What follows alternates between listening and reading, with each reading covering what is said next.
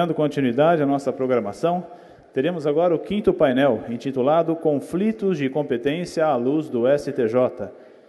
No nosso dispositivo, no nosso talk show, temos a honrosa presença de Sua Excelência, o Ministro do Superior Tribunal de Justiça, Dr. Luiz Felipe Salomão. Para coordenar os trabalhos, apresentamos Sua Excelência a desembargadora do TRT da 15ª Região, doutora Ana Paula Pellegrina Lockman, que assume a palavra. Bom dia a todos. Mais uma vez é um renovado prazer estar aqui na 14ª edição do Congresso Nacional de Direito do Trabalho e Processo do Trabalho do Tribunal Regional do Trabalho de Campinas. Esse congresso, senhor ministro, para não dizer que eu sou bairrista, é um dos maiores, mas na realidade é o maior congresso de direito processual do trabalho e direito do trabalho do país.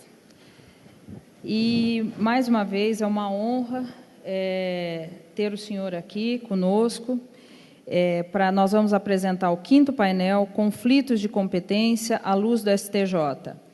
É uma formatação nova, como os senhores estão vendo, seria um bate-papo, uma entrevista. Nós fizemos esta formatação o ano passado, deu muito certo, e nós estamos reeditando com novos personagens, com novo temário, essa entrevista no palco, dentro desse ambiente, como se fosse um bate-papo, uma sala de estar. Antes de iniciar a entrevista com o ministro Luiz Felipe Salomão, eu gostaria de apresentá-lo, muito embora ontem ele me solicitou que eu apenas dissesse que ele é ministro do Superior Tribunal de Justiça. No entanto, ministro, eu não vou fazer isso. Eu não vou fazer isso porque o currículo de Vossa Excelência é extremamente rico, é extremamente diversificado e é muito importante para o público conhecer as facetas, as nuances de Vossa Excelência. O ministro Luiz Felipe Salomão, como todos sabem, é ministro do Superior Tribunal de Justiça, presidente de sessão, foi presidente de turma do STJ, presidente de comissão de juristas constituída pelo Senado para elaborar anteprojeto de lei de arbitragem e mediação, foi promotor de justiça em São Paulo, foi juiz e desembargador no Tribunal de Justiça do Estado do Rio de Janeiro, diretor da Escola Nacional da Magistratura da Associação dos Magistrados do Brasil, integrou também o Conselho Superior da Escola da Magistratura Nacional de Formação e Aperfeiçoamento dos Magistrados, é professor honoris causa da Escola Superior da Advocacia do Rio de Janeiro, sócio do IASP, foi presidente da Associação dos Magistrados do Estado do Rio de Janeiro. Mas assim você está descumprindo demais o que você... Não, mas eu já acabei agora. Agora eu ia falar, como vocês veem, ele foi dirigente associativo, é professor, atuou de uma forma muito efetiva. Foi a primeira vez, eu disse agora há pouco, que eu tive a honra de conhecer o ministro Luiz Felipe, foi quando ele era diretor da Escola Nacional da Magistratura, da MB, e então foi promotor de justiça na nossa cidade, em São Paulo, no nosso estado, e, embora baiano, foi criado e passou a maior parte da vida no Rio de Janeiro. Esse é o nosso ministro, que nós vamos entrevistá-lo e vamos ter um bate-papo. A ideia, ministro, é um bate-papo maior sobre os conflitos de competência. Então, tira logo o ministro e vamos tornar isso bem informal, né?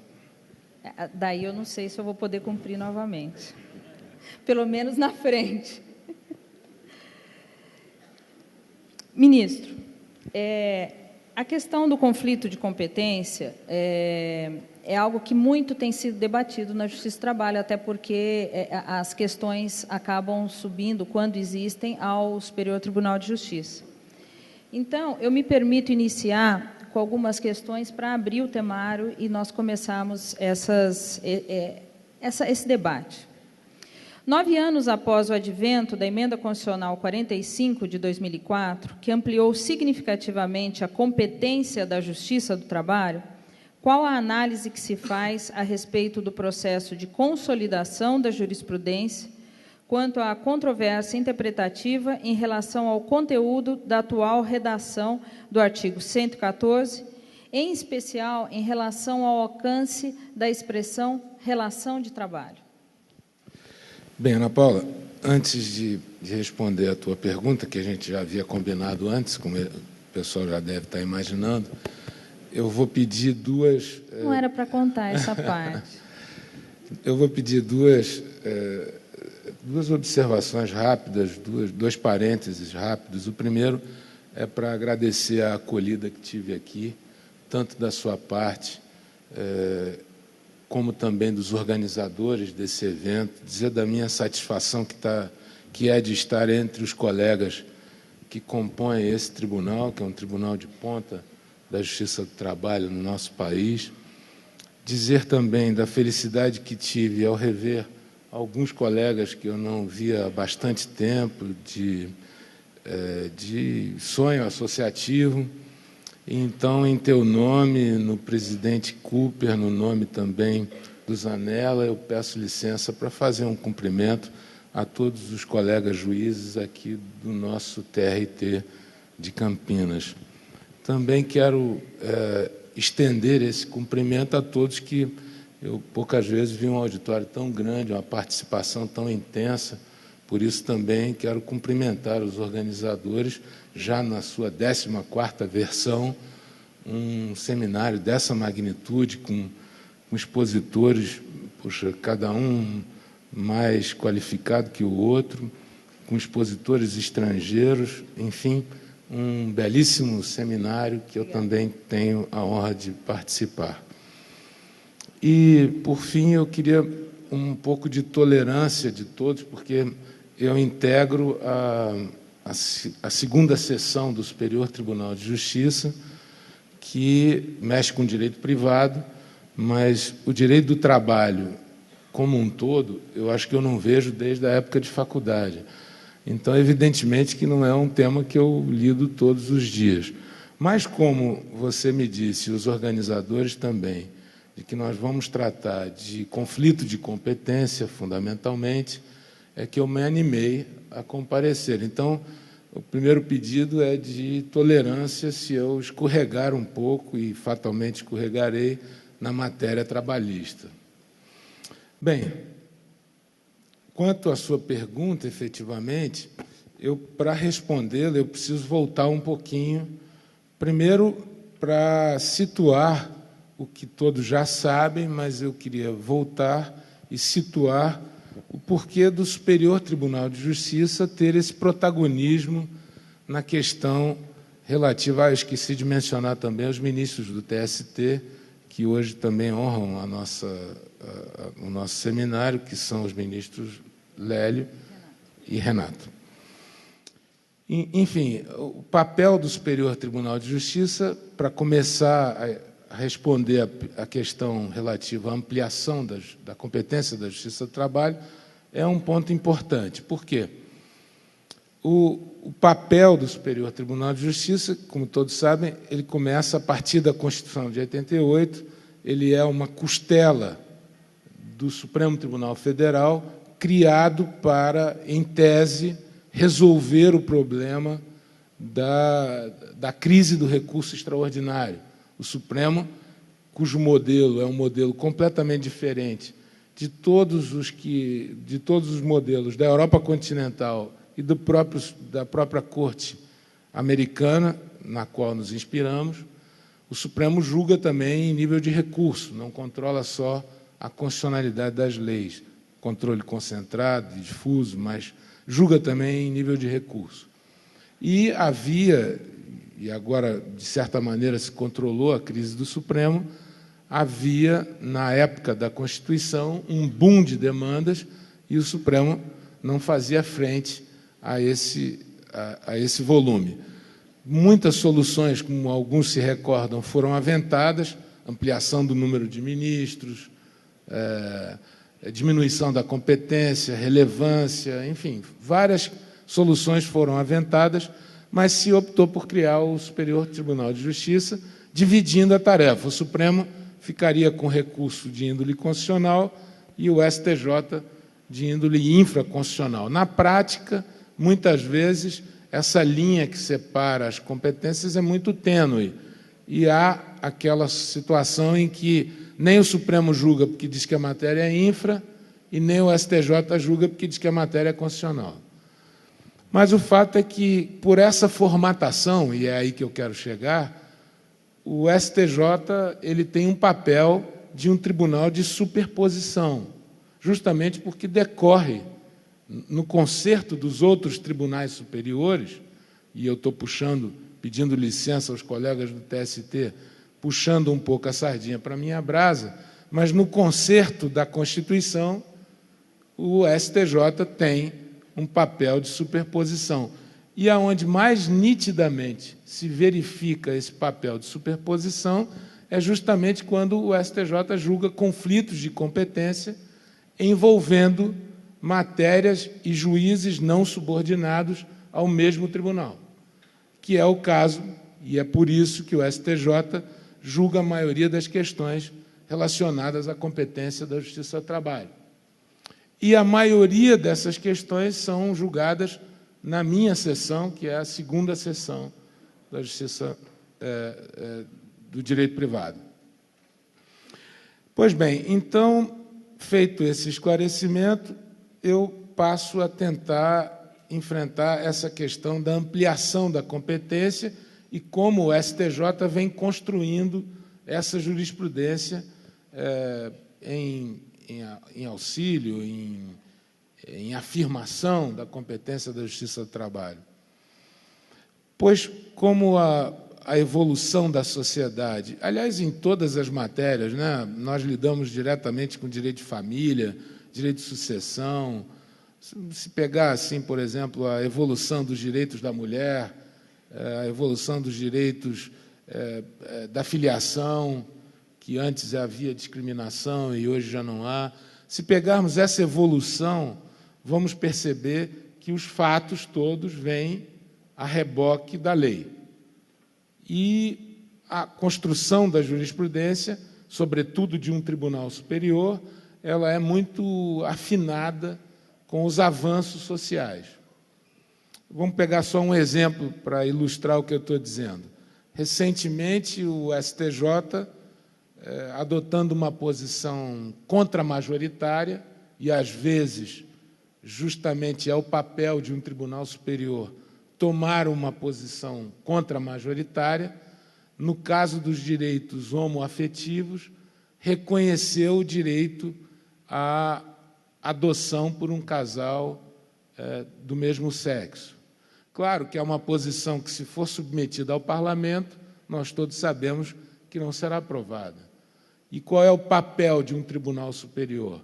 Desde que não haja regra específica vedando determinada relação jurídica, foi construído a possibilidade da adoção por casal do mesmo sexo. A mesma coisa em relação ao casamento homoafetivo, para ficar só nesse exemplo de como se vai avançando em sintonia com a sociedade e qual é o papel contramajoritário de um tribunal. Se eu estiver falando demais só para responder a primeira, você me corta logo em seguida. Antes da organização nos cortarem, eu não vou cortar, Vossa Excelência. Então, Excelência, eu estava dizendo da questão da sintonia do tribunal com a sociedade. É exatamente, eu citei o exemplo aqui do casal, das relações homoafetivas. Mas podemos passar para a questão relativa à força de trabalho. É notório que, com o avanço da sociedade, as diferentes formas de força de trabalho, do modo de exercer a força de trabalho, da compra e venda do trabalho humano, é evidente que ela ganha hoje, no século XXI, um viés completamente diferente da Revolução Francesa, da Revolução Industrial. Enfim, hoje nós temos o fenômeno do Google, da internet, é o século da comunicação, é o trabalho informal, é o trabalho à distância. Nós temos fórmulas bem diferentes de encarar uma relação de trabalho. ela ultrapassa em muito a visão restrita do contrato de emprego que permeou toda a lógica do sistema constitucional que criou a Justiça do Trabalho e a desenvolveu. Tanto é que, na Constituição de 1946, se utilizou o critério subjetivo para estabelecer a competência da Justiça do Trabalho. Essa mesma fórmula persistiu na Constituição de 87, se é que podemos chamar assim. Depois, naquela Constituição autoritária de 69, a mesma coisa, a mudança foi tão significativa que se chamou de Constituição a de 69, mas, efetivamente, também a regra para a Justiça do Trabalho era o critério subjetivo, e veio a Constituição de 88, não alterando substancialmente esse panorama, mas a Emenda 45, sim, trouxe significativa modificação e ampliação da competência da Justiça do Trabalho. Então, pela cláusula relação de trabalho, hoje eu penso que os tribunais vêm compreendendo melhor a amplitude dessa reforma.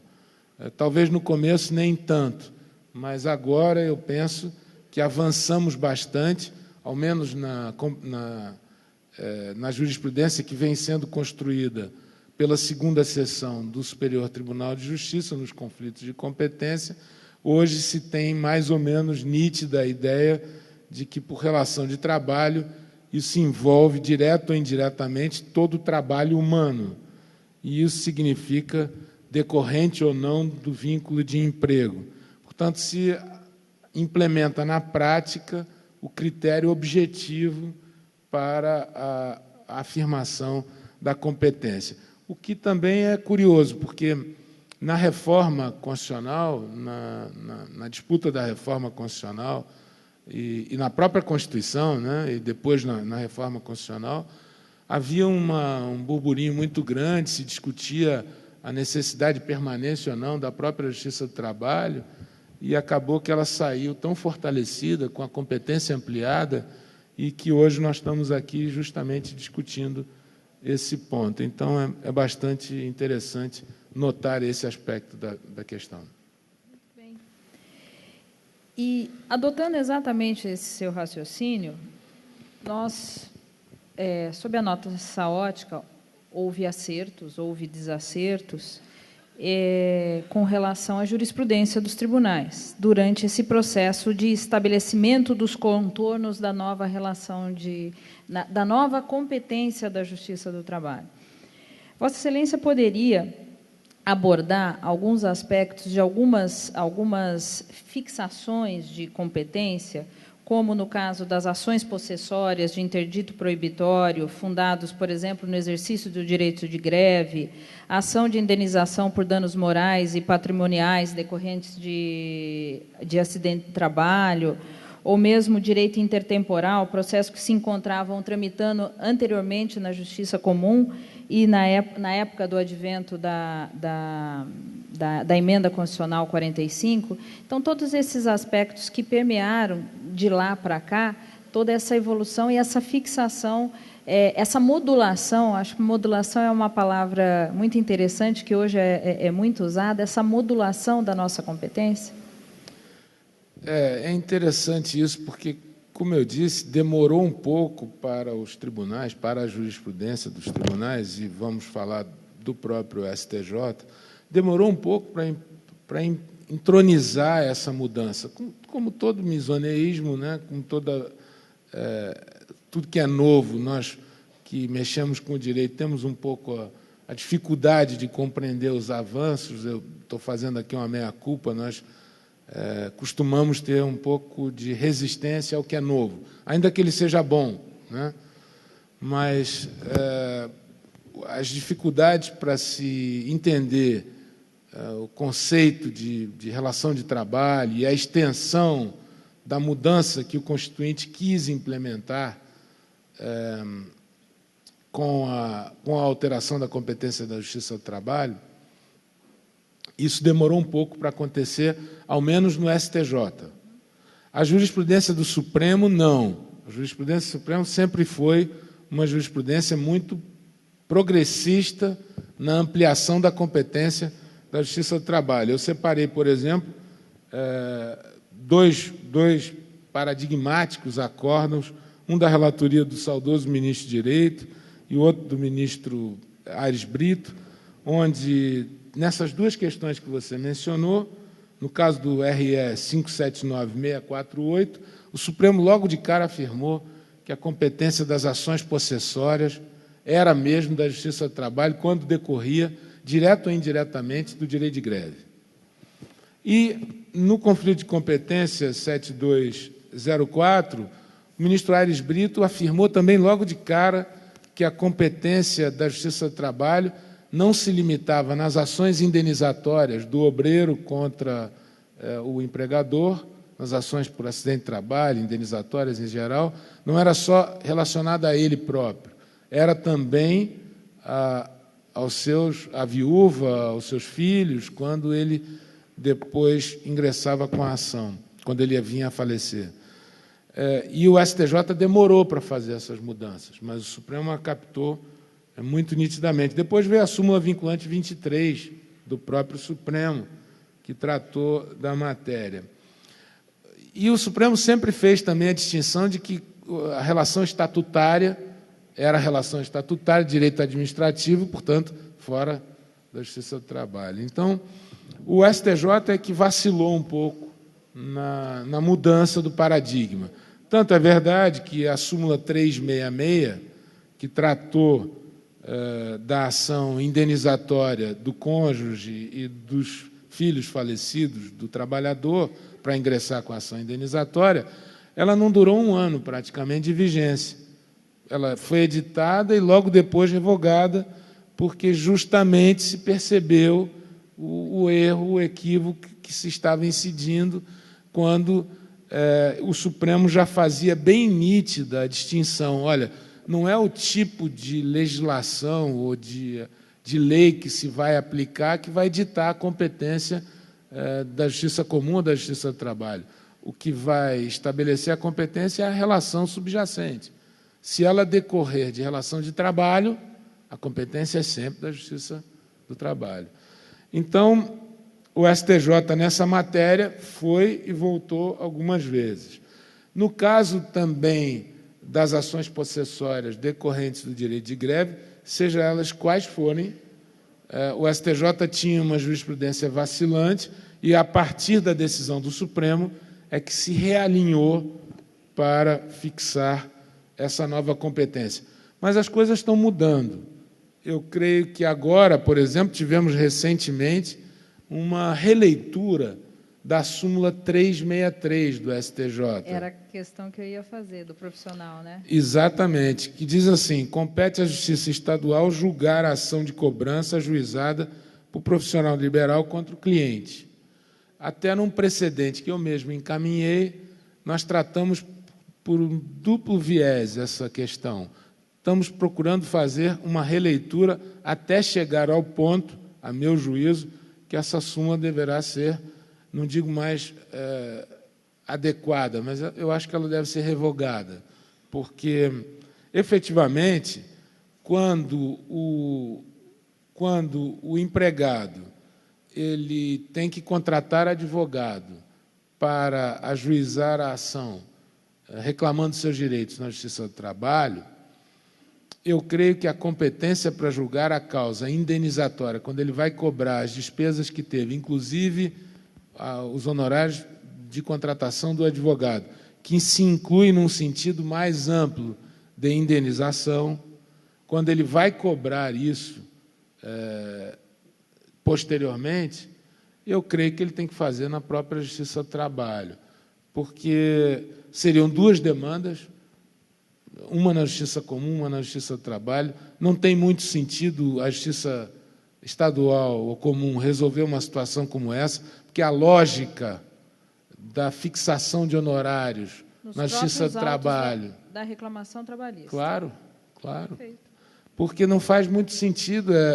O juiz estadual, e eu vejo por mim, é muito difícil a gente compreender essa sistemática de fixação dos honorários na Justiça do Trabalho, porque a lógica é completamente diferente. né? Nós temos uma lógica baseada na sucumbência. Sim. E a lógica da Justiça do Trabalho é outra. Então, eu creio que essa releitura da súmula 363, nós tratamos, nesse precedente, foi um score apertado, prevaleceu a tese de que a competência é da Justiça do Trabalho, mas foi um score apertado, e dá bem a medida do avanço do STJ ao interpretar essas questões, e eu creio que a ampliação é um caminho sem volta. Eu não estou falando isso porque estou numa plateia de juízo do trabalho, mas é porque, efetivamente, foi essa a vontade do Constituinte quando ampliou, quando abriu a competência da Justiça Especializada. Temos esse outro ponto, que é a questão da cobrança dos honorários contratados do próprio empregador, do próprio empregado, melhor dizendo. Aí também chegamos à conclusão de que é da Justiça do Trabalho, e esse já foi por um score mais facilitado. Então, eu acho que é uma tendência, se é que podemos dizer assim, ao menos no âmbito da segunda sessão. Essa questão foi muito tormentosa, foi muito debatida no âmbito da Justiça do Trabalho, até que veio essa definição. E Vossa Excelência mesmo, à época, um acórdão de Vossa Excelência foi muito divulgado, saiu nos sites, no consultor jurídico, foi muito debatido. Eu acredito até que Vossa Excelência tenha dado muitas entrevistas, porque foi muito procurado por conta dessa questão especificamente do profissional liberal, do advogado, no caso dos honorários advocatícios da Justiça do Trabalho. Mas, ministro, seguindo, como os tribunais superiores estão se posicionando a respeito da competência para dirimir questões afetas à sucessão trabalhista e decretação de responsabilidade de empresas integrantes do mesmo grupo econômico da empregadora submetida ao regime de recuperação judicial ou falimentar? Bom, até aqui eu acho que falei algumas coisas que os colegas da Justiça do Trabalho pensam igual, mas agora eu acho que vou falar um pouquinho diferente a linguagem, porque nesses casos de recuperação acontece um verdadeiro embate entre dois princípios, né? E que, às vezes, a jurisprudência do STJ, nesse ponto em especial, não é bem compreendida. Quais são os dois princípios? Bem, a lógica da recuperação judicial é uma lógica diferente da ótica que tem o juiz do trabalho quando julga uma reclamação. Ele quer, uma vez reconhecido o direito do empregado, ele quer fazer valer aquele direito, pegar o dinheiro e pagar. Já a visão do juiz da recuperação judicial é a visão que permeia o princípio, vamos dizer, crucial da lei de recuperação, que é salvar a empresa. Por quê? Porque ele acredita que, se ele salvar a empresa, ele salva empregos, ele salva economia, ele salva relações contratuais, e, às vezes, para salvar o todo, ele tem que sacrificar uma parte. Então, a lógica do juízo da recuperação, do juízo universal da recuperação, o princípio básico é o que permite o giro do negócio, porque a empresa que chega ali para pedir a recuperação, evidentemente, não está bem das pernas. Evidentemente que ela precisa estar afogada em empréstimos, sobretudo bancários, a dívida tributária é uma dívida altíssima. Então, com base nesse princípio da salvação da empresa, da salvaguarda da empresa, é que se foi construindo a jurisprudência do STJ envolvendo essas questões. Talvez, você vai me permitir um parênteses rápido, talvez a fórmula da lei não seja melhor quando ela dispõe a legitimidade para pedir a recuperação apenas para o devedor. As leis de outros países, as mais avançadas, estabelecem uma uma legitimidade mais ampliada. O credor também, se ele pudesse, ele próprio, ver o momento em que a empresa caminha para a derrocada e ele próprio, credor, pudesse submeter o pedido de recuperação e o juiz avaliasse isso junto com no concerto das provas ali, talvez fosse melhor. Mas hoje a lei só dá legitimidade ao devedor e ele só vai pedir a recuperação quando está no estágio avançado de crise financeira. Então, aí gera essa situação em que o juiz da recuperação tem que defender o patrimônio comum, porque senão ele não consegue aprovar um plano, e senão o plano não paga ninguém, e não paga nem os empregados. Aí entra esse choque de princípios. O juiz da recuperação versus o juiz trabalhista que quer honrar os compromissos para o empregado. Bem, a tendência até agora da jurisprudência tem sido mais protetiva para o interesse maior, que é o interesse de soerguimento da empresa.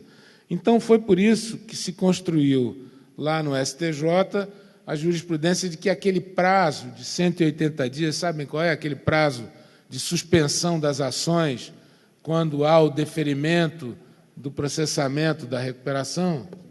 Artigo 59 da Lei 11.111. Não, o prazo está no artigo 6º, o prazo de 180 dias está no artigo 6º. É verdade. Exatamente. É entre o artigo 6º e daí a 59 que fala da novação. O 59 fala do princípio da preservação Exatamente. da empresa, que é o que norteia que se interpreta como novação de dívida. Isso. E aí, esse prazo de 180 dias tem sido mitigado pelo STJ. Nós temos entendido que ele não é um prazo peremptório, justamente porque seria impossível você conferir ao administrador, ao juiz e a todos ali envolvidos naquela situação uma possibilidade de aprovar o plano em tão curto espaço de tempo, sobretudo uma empresa grande, um giro comercial grande, isso ficaria impossível. Então, temos entendido que esse prazo não é peremptório, o que dá mais agonia no juiz do trabalho, porque ele quer logo pegar o dinheiro para pagar o empregado. Temos entendido também que os requisitos que a lei estabelece para a recuperação não são requisitos peremptórios para o deferimento da recuperação. Por quê? Por exemplo, se exige certidão negativa de quitação tributária. Mas como que uma empresa que pede recuperação vai ter quitação tributária? Não vai ter, às vezes o passivo tributário é o maior. E aí ele pede renegociação da dívida tributária. Aí o fisco vem e diz assim, não, mas eu não posso te dar porque você está em recuperação. Então, olha o processo kafkaniano que é. Então, o que ele faz? Ele acaba tendo que ingressar com medidas, subterfúgios. Aí nós julgamos agora na Corte Especial, fui até relator do caso também, a desnecessidade de apresentação dessa certidão para os casos de deferimento da recuperação. Por quê? Porque não há uma lei que regule o parcelamento do débito tributário para as empresas em recuperação. O fisco não fez essa lei, então, portanto, não pode exigir um parcelamento quando ele não pode deferir parcelamento. Só estou dando 2 exemplos da jurisprudência do STJ em torno desse assunto. Ontem mesmo, na turma, tivemos uma discussão muito interessante para saber se, depois do ingresso do pedido de recuperação, nesse meio tempo, a empresa que ainda não teve a recuperação deferida, ela tem que fazer o giro do negócio. Ela tem que pagar os seus fornecedores, ela tem que obter crédito para poder continuar, e ela vai contraindo novas obrigações. A discussão era saber, a partir de que momento essas obrigações que a empresa contrai, se elas são carreadas como encargos da massa, para receber antes dos créditos trabalhistas, ou se ela é carreada como um encargo que vai receber e entrar na classificação normal dos créditos. Ainda ontem discutíamos isso. Qual a melhor forma? Porque a empresa que pede a recuperação, no exato minuto que ela pediu a recuperação, ela tem muita dificuldade de obter crédito. O banco fecha as portas para ela. Tem que captar isso em empresa de factoring, tem que captar isso em outras formas. Então, nós discutimos e chegamos à conclusão, também por maioria, de que é a partir do deferimento da recuperação que é o momento adequado para se caracterizar como encargos da massa. Nesse meio tempo aí, não se obtém essa, vamos dizer, essa qualificação especial. Mas, como eu disse, essa questão precisa ser melhor equacionada. Os juízes do trabalho, salvo engano meu, se eu estiver aqui equivocado, eu peço que me corrijam, o que se faz na prática? E aí sim tem sido acolhido bem pela jurisprudência. Na fase de execução do crédito trabalhista, quando se trata de empresa em recuperação ou falida, quando se percebe que é difícil o cumprimento da decisão e que se vai extrair uma certidão para receber lá o crédito na hora da divisão, quando se percebe que é possível redirecionar a execução para atingir outras empresas do mesmo grupo ou até mesmo desconsiderar a personalidade jurídica para atingir bens do sócio, exatamente, aí, se redirecionando a execução, nós temos entendido que, nesse caso, não há conflito entre a Justiça do Trabalho e a Justiça do Juízo da Recuperação, e aí faz-se a execução normalmente. Mas, no ponto da sucessão trabalhista, voltando um pouquinho, eu queria fazer essa digressão para voltar. No caso da sucessão genericamente considerada, o que há também é sempre um conflito entre o juiz do trabalho, que faz isso de maneira genérica num determinado caso, e a Justiça Estadual, sobretudo nos casos de sucessão trabalhista, quando há concessionária de serviço público envolvido no meio. No caso do Rio de Janeiro, tivemos a Flumitrens e a Supervia, tem também a questão das sucessões no âmbito de concessionárias de televisão, um caso muito conhecido é o da Rede TV. O que acontece? Se ingressa na ação, se ingressa com uma ação declaratória da inexistência de sucessão para todos os efeitos na Justiça Estadual, com base no contrato firmado entre o concessionário e o que repassa a concessão, e ali se estabeleceu que o novo concessionário não tem responsabilidade nenhuma sobre os débitos pretéritos. E vem a Justiça do Trabalho e reconhece a sucessão. Então, há esse conflito quando existe a ação declaratória dessa inexistência na Justiça Estadual. Nesses casos, a jurisprudência da segunda seção tem dado prevalência à definição da Justiça Estadual, porque nessa medida há uma interpretação do contrato com uma avaliação da equação econômico-financeira que levou à aquisição da concessão, de modo que temos dado prevalência, hoje é a jurisprudência dominante, a essa ação da Justiça Estadual. Nós temos tentado, ministro, o Juízo do Trabalho, ser o mais inventivos, o mais criativos possíveis para gerar essa efetividade. Realmente, o prazo de 180 dias, havia uma tendência da Justiça, entender do artigo 6º, que eu me equivoquei falando do 59, mas é efetivamente o artigo 6º, ultrapassado o prazo, havia um entendimento pretérito, ainda há de alguns, mas, enfim, antes dessa limitação, dessa modulação, que, ultrapassado esse prazo de 180 dias, retornaria para nós prosseguirmos a execução e foi estabelecido que assim não deveria. Então, nós temos tentado, na linha da criatividade, com a despersonalização e outras coisas, seguimos alguns caminhos, algumas alternativas para gerar a efetividade, efetiva. Olha, inclusive, o próprio crédito tributário, eles brigam muito, porque eles não precisam nem se submeter a rateio, né? A Fazenda pode continuar a execução por força de lei.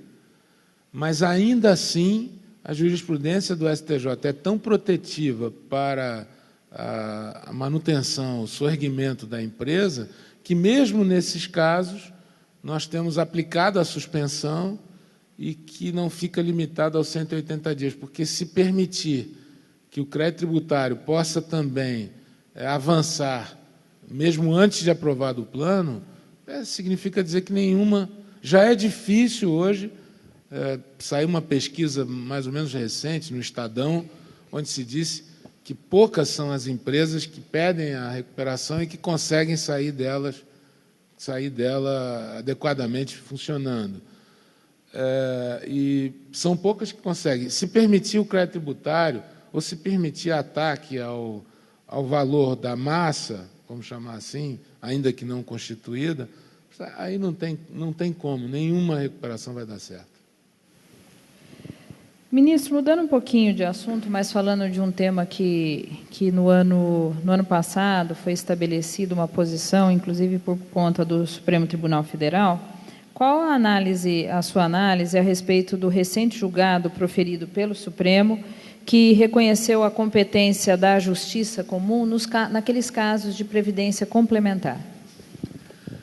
Olha, esse também é um tema tormentoso. Nós temos julgado muito essa questão que envolve fundo complementar na segunda sessão, e eu, particularmente, que acho que tem uma jurisdição mais protetiva, mais a favor assim, do que está na relação, da parte mais fraca na relação, mas, mesmo assim, eu tenho visto que os fundos, se nós não tivermos uma visão muito focada na questão atuarial, os fundos vão enfrentar seríssimos problemas para frente. Seja porque essa equação atuarial que conduziu o fundo, ela hoje passa por uma transformação muito grande, né? Eu estava lendo outro dia uma pesquisa que já nasceu o ser humano que vai completar 120 anos. Né? Não sei se viram essa pesquisa outro dia. O nível de vida, com a qualidade de vida que temos hoje, ela vai avançando cada vez mais, e esse cálculo, mesmo para o mais expert atuário, vai ficando complicado num conjunto de invenções e do avanço da medicina que acontece a todo dia. Então, nós temos procurado atuar com muita...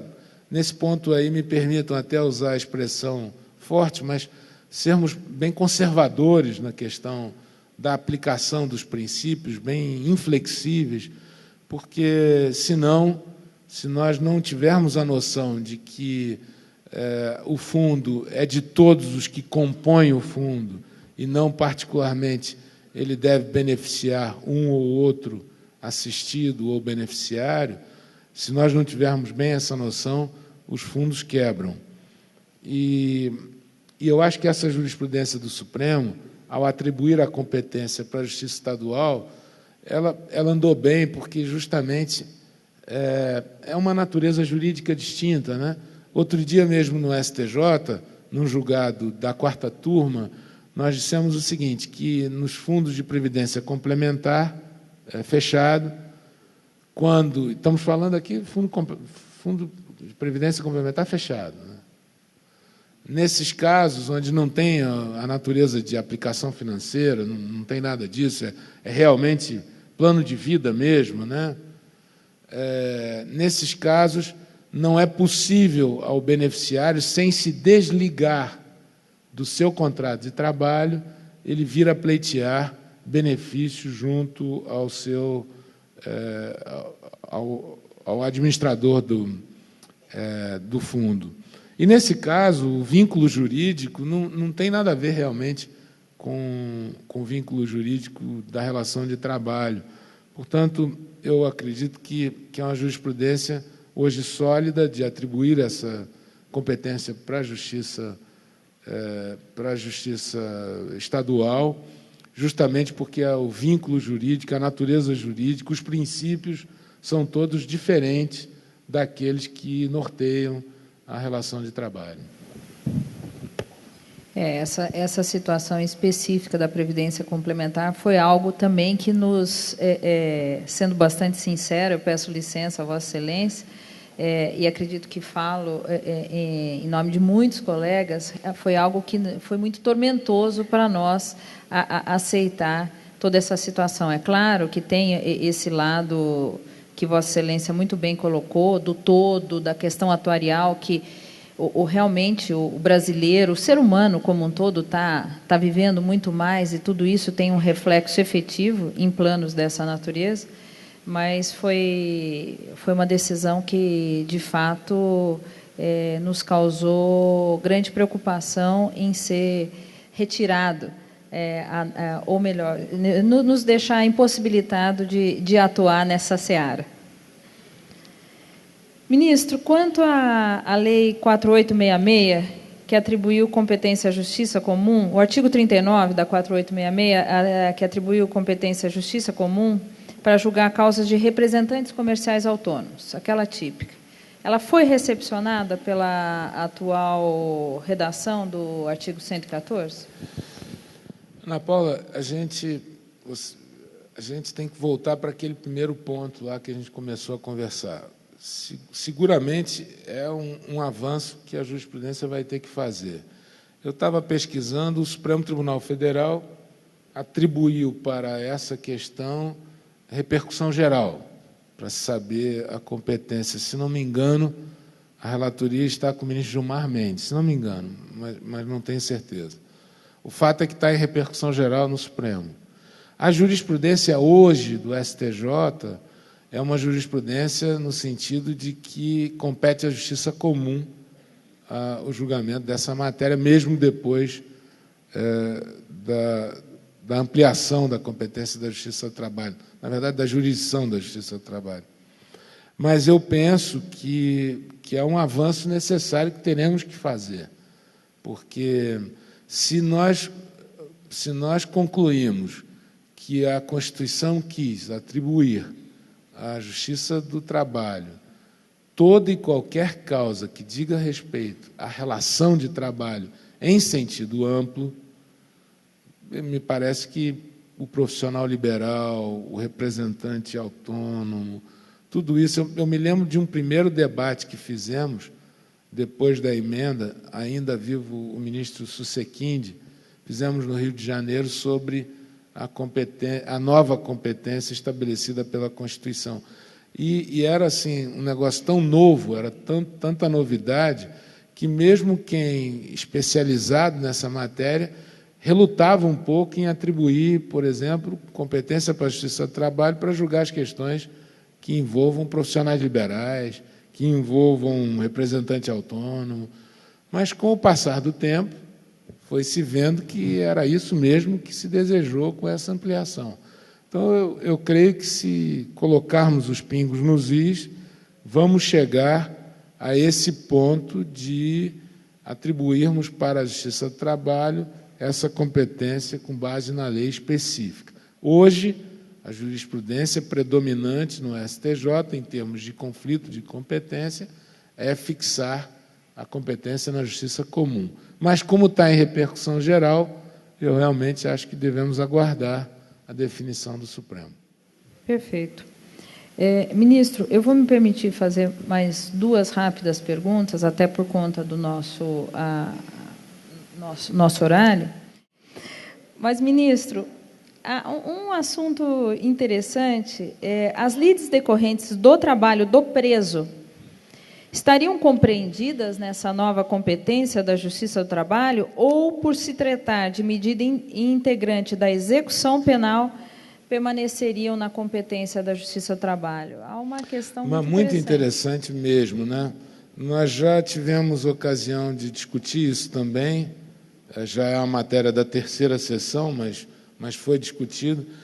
Eu acho que ficaria desfigurado, sinceramente falando, em não atribuir essa competência para o juízo da execução penal. Eu acho que ficaria fora do sistema, porque se é ele que tem que avaliar se vai deferir ou não vai deferir o benefício, para não causar vamos dizer, uma mudança desse sistema, né, uma falha desse sistema, eu acho que a competência tem que ficar mesmo com o juízo da execução, que é como o tribunal vem decidindo hoje. O STJ fixou para o juízo da execução essa matéria, do juízo da execução penal. É aquele caso da remissão penal, né? A cada 3 dias de trabalho, um dia de redução de pena, né? Isso, exatamente. E é o juízo da execução que tem que dizer qual é o tamanho da pena, se aquilo valeu, se não valeu. Parece que não tem jeito de não sê-lo. Com relação à competência para julgar a ação rescisória de decisões proferidas pela Justiça Comum antes da emenda 45 de 2004, de quem que é essa competência? Pois é, a nossa também é uma questão muito interessante, né? Porque decidimos, isso foi o próprio Supremo que decidiu, que se já tivesse sentença não mudaria a competência, né? O que nós estamos hoje, já temos uma jurisprudência sólida, já mesmo antes dessa questão da Justiça do Trabalho, de que compete ao próprio tribunal que proferiu o seu julgado rescindi-lo. Essa é uma jurisprudência multissecular nossa. Sempre que se há uma alteração de competência, volta-se essa discussão e nós reafirmamos, no âmbito do Superior Tribunal de Justiça, que o tribunal que proferiu a sua decisão é aquele que tem a competência para julgar a rescisória. E, especificamente nos casos da Justiça do Trabalho, a mesma coisa. Se quem decidiu foi o Tribunal Estadual, e aí já tinha sentença e por isso não podia haver a modificação da competência, é ele que vai julgar a ação rescisória. Perfeito. Embora eu já tenham me dado uma plaquinha, eu vou ser um pouco rebelde e, antes das suas considerações finais... Noto que é uma característica sua, então. Sem dúvida. Pintadinha. É jurisprudência já consolidada. Ministro, uma última pergunta antes das suas considerações finais. De quem é a competência para julgar as ações regressivas acidentárias do INSS, de que trata o artigo 20 da Lei 8.213 de 91? Da Justiça do Trabalho ou da Justiça Comum? Também foi um tema que foi discutido lá no âmbito da primeira sessão do STJ e eu detectei, embora não seja julgado por nós, na segunda sessão do direito privado, é direito público, mas eles fixam a competência da Justiça Comum para julgar essa ação de ressarcimento. E, mais particularmente, eu localizei o RE 630.322, onde a ministra Carmen Lúcia, de maneira monocrática, estabeleceu a competência da Justiça Comum também para julgar esse tipo de ação. Depois veio agravo regimental e essa decisão dela foi mantida em regimental, de modo também que o Supremo, então, já estabeleceu que a competência é da Justiça Comum. É assim Vossa Excelência entende também? Eu creio que, nesses casos, eu acho que, como a relação ali com o INSS também não envolve nem de maneira direta ou indireta uma relação de trabalho, mesmo em sentido amplo, eu creio que é conveniente que se fique na Justiça Comum mesmo. Perfeito. Ministro, nós estamos realmente com um horário bem apertado, tudo, mas eu queria pedir a Vossa Excelência, primeiro, agradecer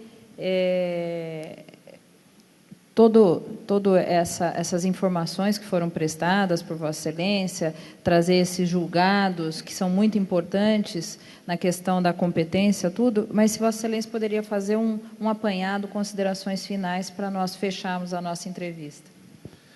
Bom, como eu disse antes, eu espero que na matéria específica eu peço a tolerância de todos que são especialistas no direito do trabalho, mas eu procurei trazer aqui um pouco dos dois lados e dos dois ângulos da questão, né?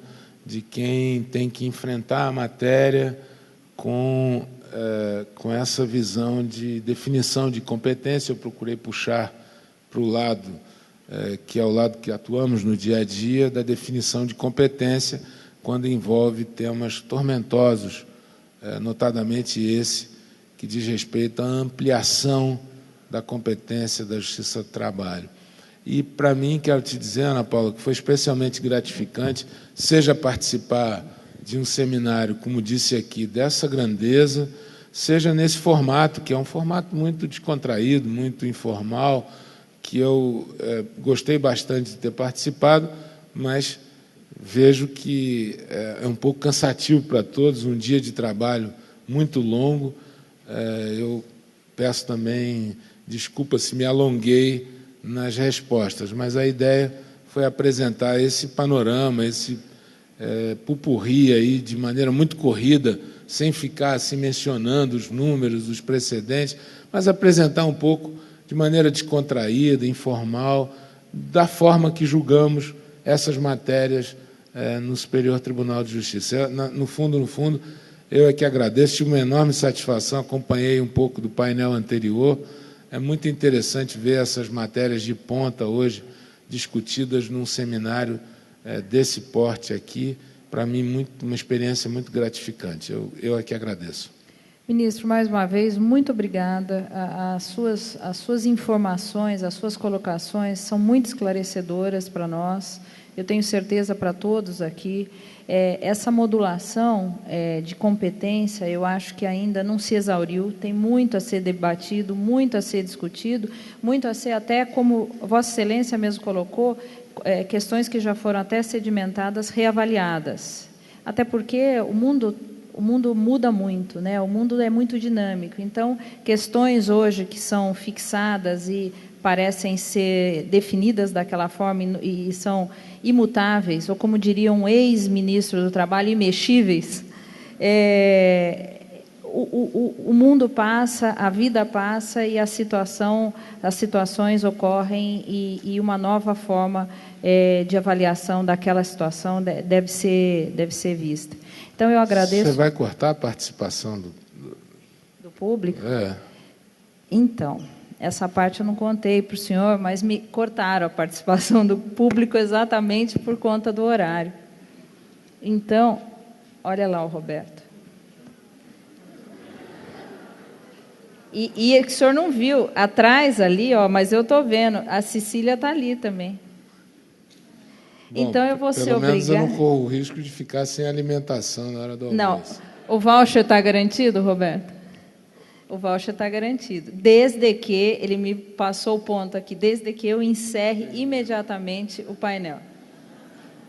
Ministro, mais uma vez, é uma honra para o Tribunal Regional da 15ª Região ter Vossa Excelência aqui e espero que Vossa Excelência possa retornar muito mais vezes aqui, expor a cultura jurídica de Vossa Excelência, essa simpatia, esse bate-papo informal.